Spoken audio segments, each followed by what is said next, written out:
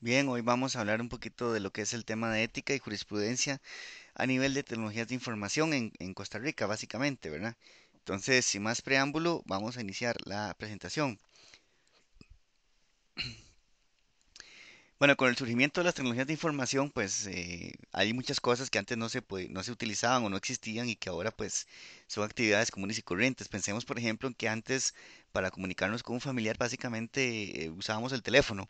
En la actualidad, pues ya está más que claro que hay una serie de formas en las que podemos comunicarnos con ellos, como por ejemplo las redes sociales, videollamadas, mensajes de texto, de mensajería virtual como WhatsApp, como Line, como Viber, etcétera. Entonces, con ese tipo de medios nuevos que antes no existían, pues nacen una serie de dilemas sobre qué es correcto y qué no es correcto hacer. La ética básicamente se refiere a los principios de lo correcto y lo incorrecto en el comportamiento. Los sistemas generan nuevas oportunidades y ventajas, pero también generan amenazas, derechos y obligaciones. Y obviamente las tecnologías van a beneficiar para ciertas cosas y van a afectar para otras. Entonces lo importante es que estemos claros sobre estos dilemas, por lo menos la mayoría de situaciones en las que podríamos vernos inmersos. Los perfiles básicamente tiene que ver con, bueno, ahora la tecnología es relativamente barata, cualquier organización, inclusive personas físicas, podrían tener cualquier tipo de hardware y software que le permita generar algunos listados de personas. Por ejemplo, un perfil básicamente nace cuando varias bases de datos son interrelacionadas, son fusionadas, generando información un poco más compleja y más precisa. Pongamos un ejemplo sencillo. Nosotros tenemos por un lado la tarjeta de crédito, donde ahí dicen, bueno, dónde trabajamos, cuánto ganamos, cómo nos llamamos, cuál número de cédula. Y por otro lado, vamos a, por ejemplo, a un supermercado y presentamos la tarjeta de cliente frecuente, donde queda registrado qué compramos, cuáles días vamos al supermercado, qué marcas preferimos por encima de otras, por cuáles pasillos nos movemos más que en otros. Y si pagamos las compras del supermercado con la tarjeta de crédito y de alguna manera podemos juntar o fusionar o combinar los datos de la base de datos de la tarjeta versus los datos de la tarjeta cliente frecuente del supermercado, pues empezaríamos a generar varios perfiles por persona. Entonces tendríamos que las personas de 30 años cuando van al supermercado buscan más tales productos o les prefieren ir un viernes en la noche en vez de ir un sábado en la mañana o prefieren comprar tales productos, inclusive hacer un análisis mucho más individualizado por cada persona, ¿verdad? Y eso pues habla la presentación sobre lo que son los perfiles. No es que sean malos que se generen los perfiles, pero podrían ser utilizados de manera inadecuada. Podría darse espionaje a algunas organizaciones criminales por medio de un ejercicio de inteligencia podría utilizar estas bases de datos, generar esos perfiles y utilizarlos obviamente para situaciones o para fines ilícitos. También existen empresas que venden varias bases de datos y las combinan generando perfiles que operan al margen de la ley. E inclusive en algunos países, pues los mismos gobiernos de la República se aprovechan de esta información para identificar a aquellos individuos que van en contra de sus intereses y los reprimen con violencia. También existe el contraespionaje, ¿verdad? Son aquellos esfuerzos que se han utilizado, por ejemplo, Wikileaks de Julian Assange, donde se han revelado varios cables, varias actividades, en este caso del gobierno estadounidense y algunas potencias del occidente, donde se revela que espían deliberadamente las comunicaciones de otros estados. En el caso de Costa Rica, pues no ha sido la excepción y se había revelado que muchas comunicaciones, por ejemplo, entre ministerios, son monitoreadas por estas entidades extranjeras. Y Edward Snowden fue un paso más allá, dando a conocer que el espionaje que se está dando a nivel global por parte de la CIA y de la Agencia de Seguridad Nacional, no se queda únicamente a nivel de gobiernos extranjeros, sino que va contra todos los individuos del mundo. Es decir, Edward Snowden, siendo un ex empleado de la Agencia de Seguridad Nacional de los Estados Unidos, y teniendo una carrera prometedora a una edad muy corta, menos de 30 años, y con un buen salario, pues decidió denunciar esto y obviamente se le fue el mundo encima. ¿Qué fue lo que denunció Edward Snowden? Bueno, lo que Edward Snowden denunció es que todas las llamadas telefónicas, todos los mensajes de texto, todos los mensajes de mensajería virtual, Todos los mensajes vía correo electrónico, etcétera, están siendo monitoreados tanto por la CIA como por la Agencia de Seguridad Nacional, lo cual es algo bastante grave. Y para desgracia de todas las personas, las revelaciones de Edward Snowden y de Wikileaks, a pesar de que son muy, muy graves y muy, muy fuertes, pasaron sin pena ni gloria y desapercibidas por más del 99% de la población. ¿Coincidencia o los grandes medios de las élites han logrado que esto pase completamente desapercibido? No lo sabemos. Bueno, algunos dilemas éticos que es importante, ¿verdad? Ya un poquito más en el plano local. Hablamos de que si es correcto o no la vigilancia de correo electrónico. Pongamos un ejemplo. Yo tengo una empresa X, ¿verdad? La empresa se llama abc.com, o perdón, ABC, y yo tengo una página en internet que es abc.com y decido comprar bueno, compré el dominio, obviamente, y decido instalar una mensajería virtual, o sea, un correo electrónico, donde diga ahí, fulanito de tal, arroba abc.com, Laura, arroba abc.com, Jaime, arroba abc.com, etcétera. Yo contrato 20 empleados y los pongo a trabajar en diferentes actividades y les doy un correo corporativo. Supóngase que yo, como soy el gerente y el dueño de la empresa, yo decido que tengo que estar monitoreando lo que los muchachos, hacen en mi correo electrónico, porque a final de cuentas es mi correo electrónico, es de mi empresa, yo estoy pagando los computadores, las conexiones, los servidores, los dominios, etcétera, y no deben utilizar el correo electrónico en cuestiones personales. Eso sí es cierto, no se debe usar en cuestiones personales, pero ¿hasta dónde puedo llegar yo como propietario de la empresa para cuestionar o monitorear estos usos? Bueno, yo no puedo. Básicamente hay un principio de privacidad en las comunicaciones y de confidencialidad que yo no puedo pasarme por encima. Eh, por ejemplo, yo no puedo ir donde un muchacho y decirle, mire, ábrame el correo electrónico, voy a revisar todos los mensajes que usted ha enviado, todos los mensajes que usted ha recibido. Eso sería ilegal, me podría meter en un lío, ¿verdad? O, por ejemplo, decirle, mire, deme su clave porque voy a revisar todo su correo electrónico, mañana se la devuelvo y usted hace una clave nueva. Eso no lo puedo hacer, no lo puedo hacer. Tampoco puedo, por ejemplo, monitorear de manera ilegal los correos. ¿A qué me refiero? Bueno, por ejemplo, es muy sencillo que si yo pagué el dominio de arroba abc.com, yo pueda recibir copia de los mensajes que entran a la empresa. Es decir, si Laura, que es una funcionaria, le escribe al esposo, le escribe un mail diciéndole, hola, ¿cómo estás? Ese hola, ¿cómo estás? No podría yo monitorearlo, pero si el esposo le contesta, ¿verdad? Ese correo o ese mensaje al correo directamente a Laura, yo podría recibir esa copia sin que Laura ni el esposo supieran. Y eso es ilegal. Hay que tener mucho cuidado con eso. También vigilar el uso de Internet. Ciertamente hay que garantizar el uso adecuado de los recursos de la empresa, pero hay que tener mucho cuidado con respecto a las maneras en las que se fiscaliza el uso de los recursos. Em, Hay una privacidad de la información que hay que respetar y yo sugiero que las organizaciones investiguen bastante sobre estos temas y que se hagan asesorar legalmente sobre estos puntos y desarrollen procedimientos de control interno y de fiscalización adecuados sin violar, ¿verdad?, principios constitucionales ni ninguna norma al respecto.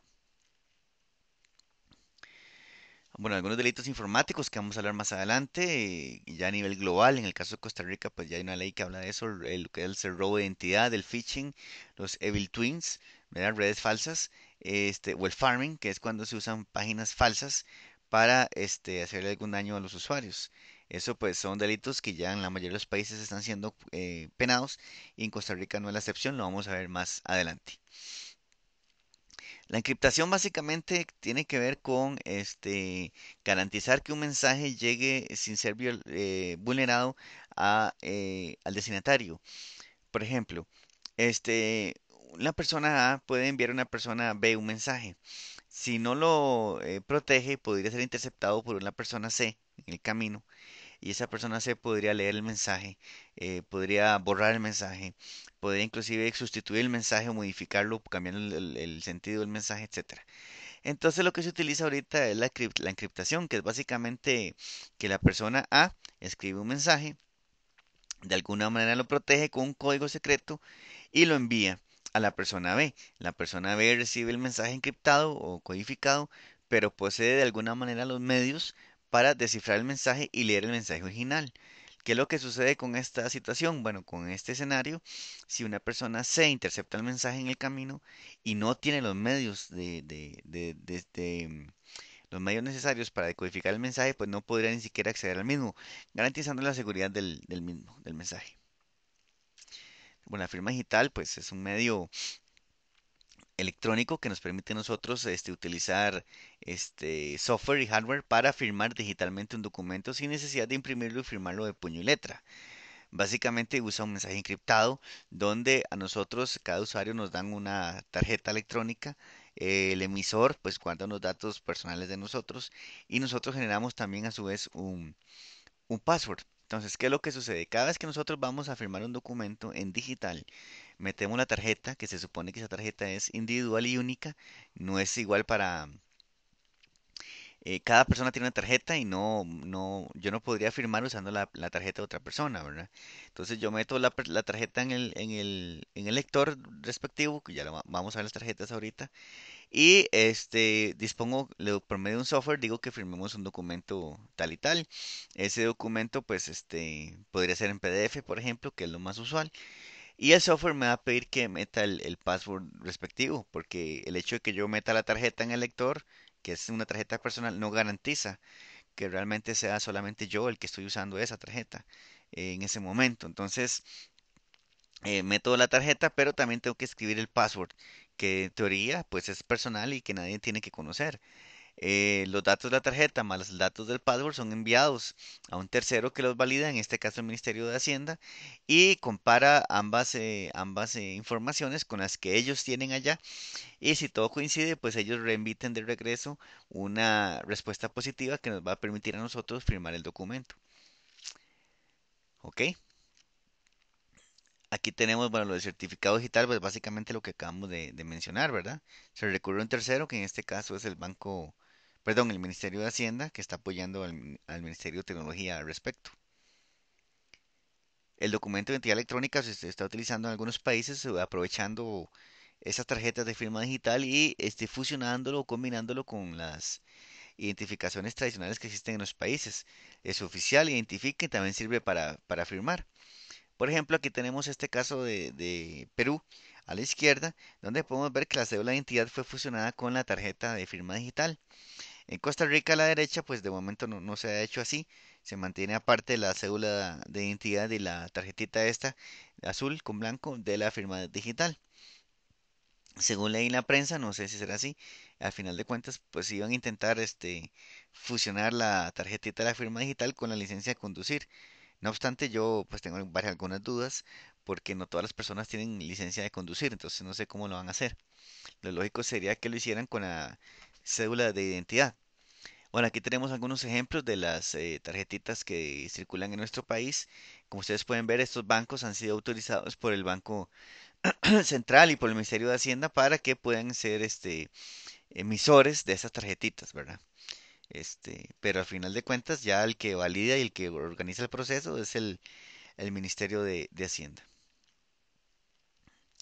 Precisamente, ya aterrizando un poco, la ley 8454 es la ley de certificado, firmas digitales y documentos electrónicos que tiene que ver con lo que hemos comentado en las láminas anteriores. Aquí, pues básicamente, bueno, primero quiero hacer una aclaración, voy a devolverme un momentito. Vamos a mencionar a partir de este punto algunas normas importantes de considerar. Yo obviamente por la longitud de la presentación, yo no he querido pues exponer la totalidad de cada ley o de cada norma. Es importante que el estudiante pues lea, ¿verdad? La misma.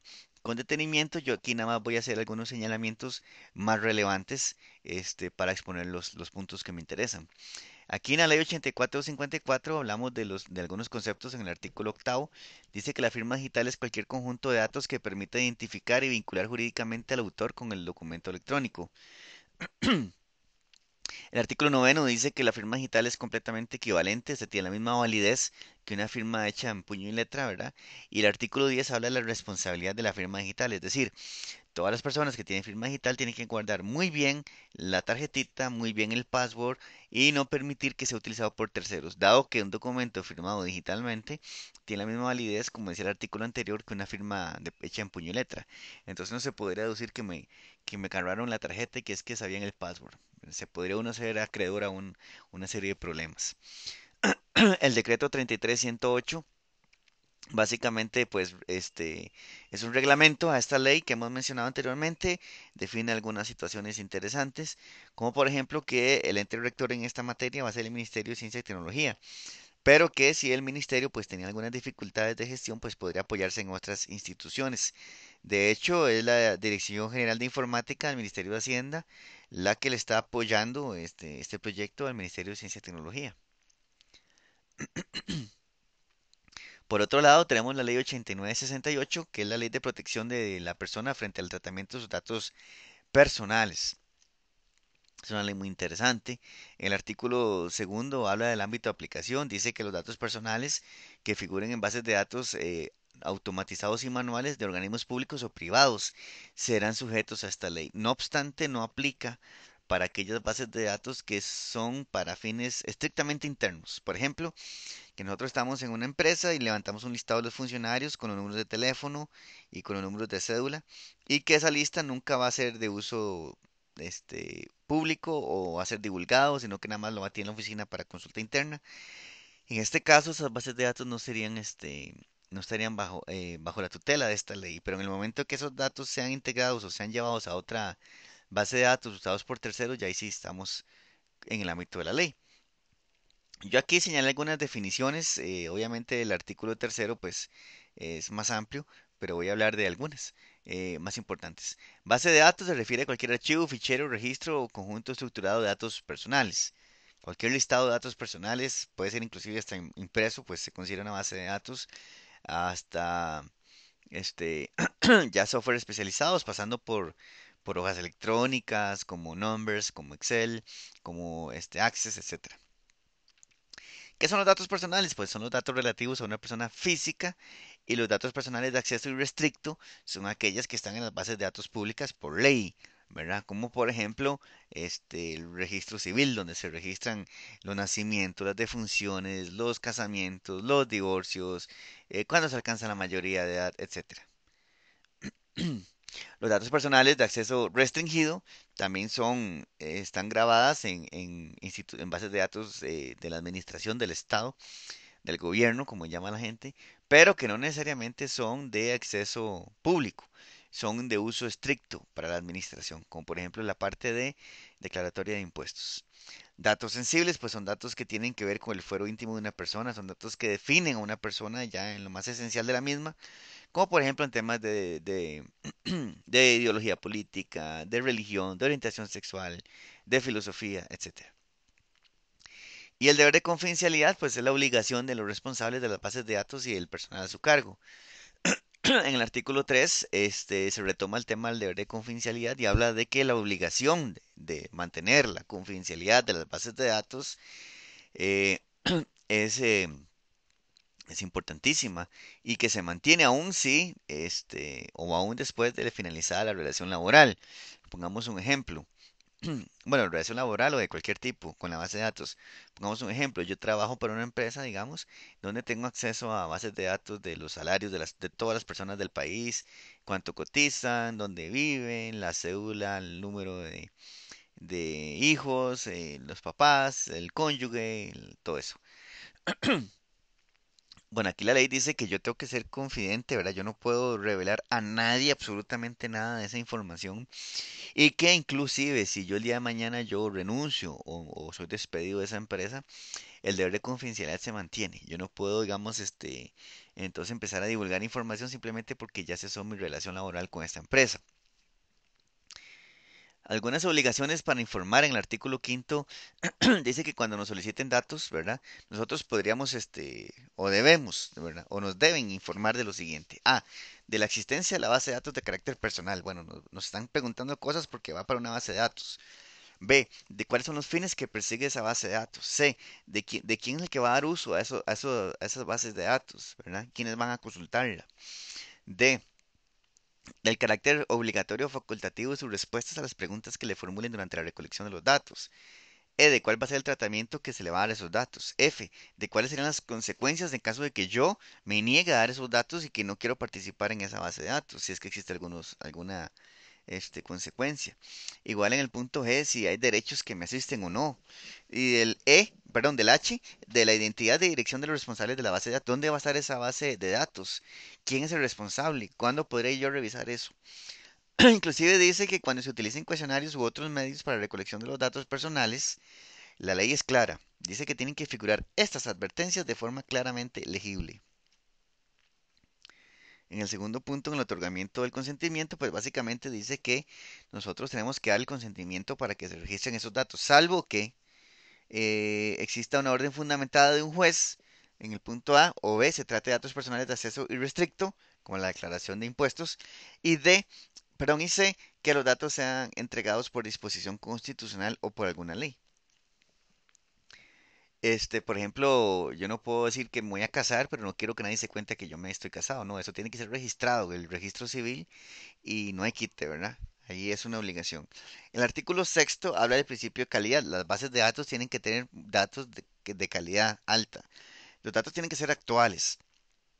No nos pueden tener ahí datos que no, por ejemplo, de cosas que sucedieron hace más de 10 años. También habla la ley de que el plazo máximo para mantener información perjudicial es de 10 años.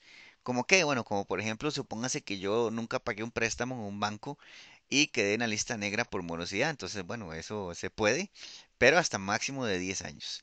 Ya a partir de esa fecha, pues la información tiene que ser borrada. Salvo que se requiera obtener por más plazo, la ley lo permite, pero desasociando los datos con la persona. Es decir, por ejemplo, a nivel global se podría hablar de que en Costa Rica, desde los últimos 30 años, los bancos tienen una tasa de morosidad del tanto por ciento. O lo que es lo mismo que tantos costarricenses al año no pagan sus deudas. Eso sí se podría decir por más de 10 años, pero no, lo que no se puede decir es cuáles costarricenses son, la identidad de esos costarricenses, sino hablar meramente en esos términos colectivos. Además, la ley dice que los datos tienen que ser veraces, ¿verdad?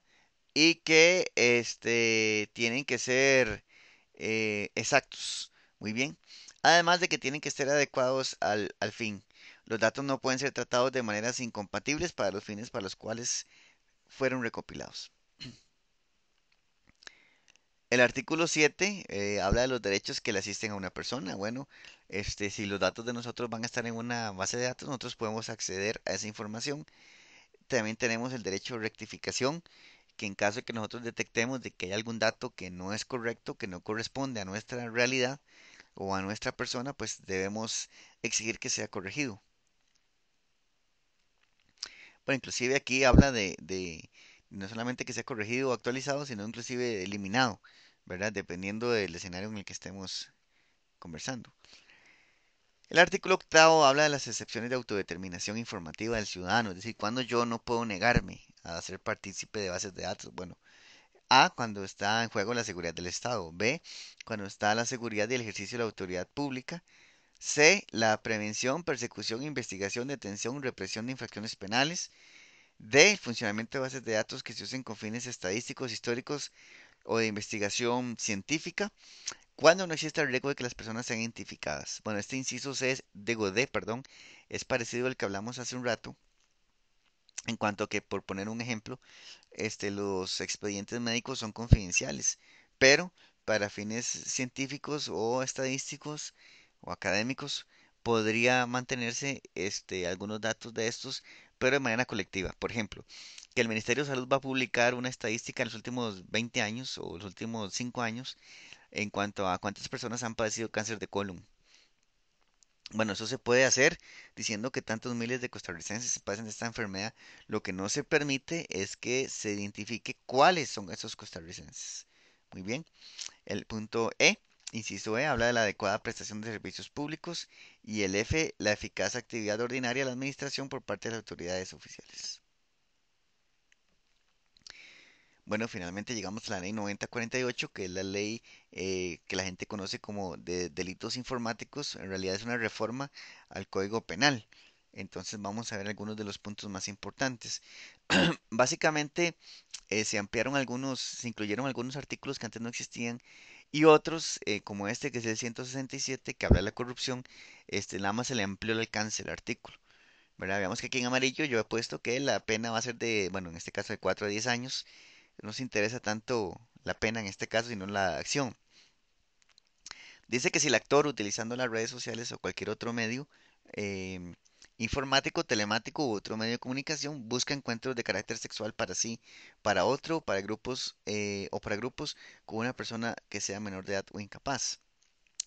Esto sobre todo con el uso de redes sociales que se está dando mucho, ¿verdad? La ley también dice en el artículo 196 lo que es la violación de la correspondencia o comunicaciones. Lo que hablábamos hace un rato, ¿verdad? En cuanto a que yo como patrono no puedo leer la correspondencia que tienen los funcionarios en el correo electrónico, ¿verdad? O cualquier tipo de información que no me corresponda. Así como siempre se nos enseñó que es un delito leer cartas que traía el cartero que venían dirigidos a otra persona, pues el mismo principio aplica a todas las comunicaciones de tecnologías de información. E incluso, uno de los casos que más se da, por ejemplo, en relaciones de pareja, es revisarle el teléfono al cónyuge, ¿verdad? O a la pareja, para ver con quién está conversando. Bueno, eso es un delito, ¿verdad? Usted no puede revisar el WhatsApp o el Viber o el Line o la mensajería de texto o el iMessage, etcétera. No se puede revisar ni leer los mensajes que no le corresponden a usted, ¿verdad? Entonces tienen que tener mucho cuidado las personas porque desconocen este tipo de sanciones. La auditoría de TI pues tiene que analizar, entre otras cosas, si la administración y si las personas en general conocen este tipo de riesgos. El artículo 196 bis, violación de datos personales, pues habla de que será sancionado con una pena de prisión quien en beneficio propio de un tercero, con peligro de daño o intimidad y privacidad sin la autorización del titular de los datos, se apodere, modifique, interfiere, acceda, copie, transmite, publique, difunda, recopile, inutilice, intercepte, retenga, venda, compre, desvíe para un fin estricto para el que fueron recolectados o de un tratamiento no autorizado a las imágenes o datos de una persona física o jurídica almacenados en sistemas o redes informáticas o telemáticas o en contenedores electrónicos, ópticos o magnéticos. Bueno, aquí creo que es muy claro, ¿verdad? Cualquier tipo de información personal, no necesariamente tiene que ser una foto o un video, pero no puede ser usada, bueno, no puede ser vista ni usada ni menos difundida o modificada por un tercero.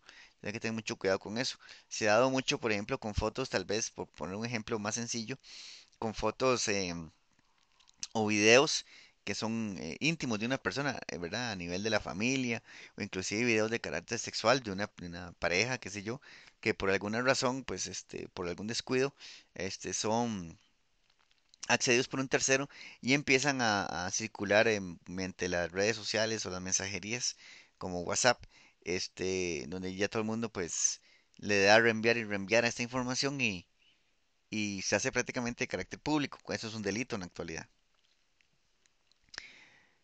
Bueno, aquí el artículo habla de ser un poco más severo, la verdad, la pena, cuando las personas que incurran en estos hechos, pues, han aprovechado, por ejemplo, que son administradoras de bases de datos o son administradoras de servidores de respaldo de información o cualquier otra situación. Es decir, cualquier persona que por medio de su trabajo común y corriente y tiene acceso a esos datos, aprovechándose de esta situación, pues roba esa información personal y la difunde, sea inclusive para sacar provecho económico o inclusive para simplemente fomentar el morbo de la masa con respecto o en contra de la persona afectada.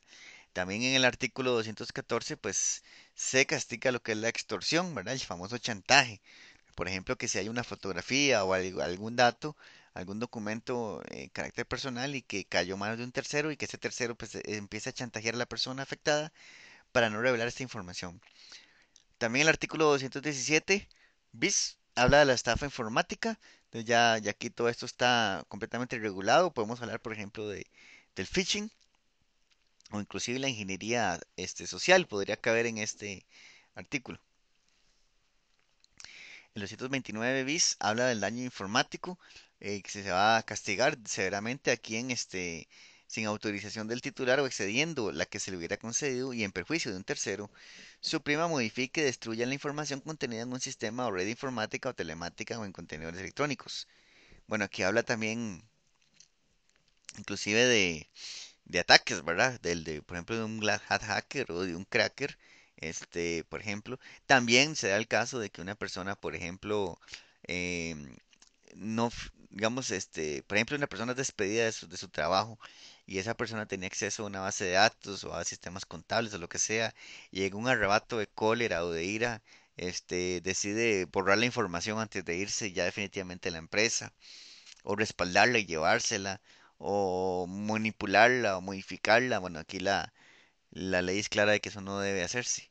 En el artículo 229 tercero, ¿verdad? También se habla del sabotaje informático. Se impondrá una pena, ¿verdad? De 3 a 6 años a quien en provecho propio de un tercero destruya, altere, entorpezca y inutilice la información contenida en una base de datos, o bien impida, altere, perdón, o modifique sin autorización el funcionamiento de un sistema de tratamiento de información.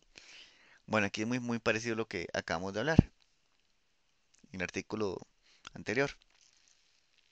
El 230 por su parte habla de que se castiga ahora lo que es la suplantación de identidad. Hay que tener mucho cuidado porque muchas personas hacen inclusive perfiles en redes sociales haciéndose pasar por personas, por otras personas, eso ya está penado. El artículo 231 habla del espionaje informático, lo que es el spyware, la ingeniería social, también lo que es el keylogger, ya eso está penado aquí como un delito. El artículo 232 habla sobre qué es lo que es la programación de cualquier tipo de malware. Ya eso también es un delito. El 233, suplantación de páginas electrónicas, como a veces la que nos llevan los phishing o el farming, ¿verdad? Que también podría caber en esta figura. Y el 236 habla de la difusión de información falsa, ¿verdad? Muchas veces son cadenas, este, que se extienden masivamente por toda la red y que están basados en información que es falsa, muchas veces inclusive en contra de la honra o el respeto y el honor de una persona. Eso es lo que llamamos usualmente el hoax, ¿verdad? Entonces acá hay que tener cuidado porque es una amenaza y también está penado. Luego ya para terminar tenemos algunos casos de la Sala Constitucional, la Sala Cuarta, como esta resolución, la 2016-00579, donde una persona que estaba, si no me equivoco, en los festejos populares de Palmares, em, sintió que su derecho a la intimidad fue violado cuando se dio cuenta que estaba siendo grabado por cámaras de la policía, ¿verdad? Que estaba monitoreando el campo ferial.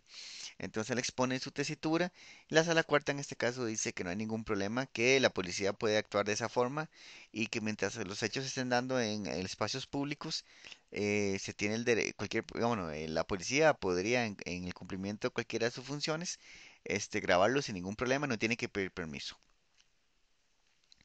Recuerden que todas estas leyes y estos votos que estoy aquí mencionando de manera general están en la carpeta material complementario y es importantísimo que lo lean en su totalidad para que quede más claro el concepto.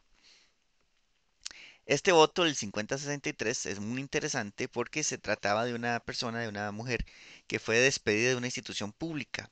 Mientras se le está comunicando el despido, si no me equivoco, eh, la computadora de esta persona se le retira el disco duro y se le cambia por uno nuevo. Además es bloqueada. Entonces cuando la mujer esta llega a la oficina, pues a salvar alguna información que ella tenía en la computadora, que era de carácter personal, recuerde que es una computadora del Estado. Se da cuenta de que no puede acceder al disco duro y también se da cuenta de que el correo electrónico tampoco puede accederlo porque le fue bloqueado. Entonces ella acude a la sala constitucional. Las autoridades de la institución pública dicen que es que el correo es del Estado y la computadora también. Pero, como ya hemos hablado, la sala cuarta le da la razón a la persona y le dice que le ha sido violado el derecho el secreto a las comunicaciones y que también se está dando una violación a los documentos privados y se está lesionando el derecho a la intimidad. Entonces, se da la razón a la señora y como ya la información pues se supone que ya no existía porque fue borrada, entonces no la puede recuperar. Entonces se le sanciona civilmente a las personas que tomaron estas decisiones. Es decir, tienen que ir al Tribunal Contencioso Administrativo, creo que es ahí donde van, para que le paguen daños y perjuicios. Y finalizamos con el voto 4721, bueno, este sí es muy conocido, donde se establece con toda claridad que ninguna entidad financiera o ninguna entidad en general puede estar llamando a una persona para cobrarle las deudas de otra. Por ejemplo, que un tío de nosotros debe plata al banco, no ha pagado su tarjeta de crédito, y entonces el banco nos empezará a llamar a nosotros para que nosotros presionemos al tío. Bueno, eso ya está hace rato regulado y no debe suceder. Bueno, básicamente esa es la presentación. Espero que le haya sido de su agrado. Entramos al espacio de consultas por los medios que ya han sido definidos previamente. Muchas gracias.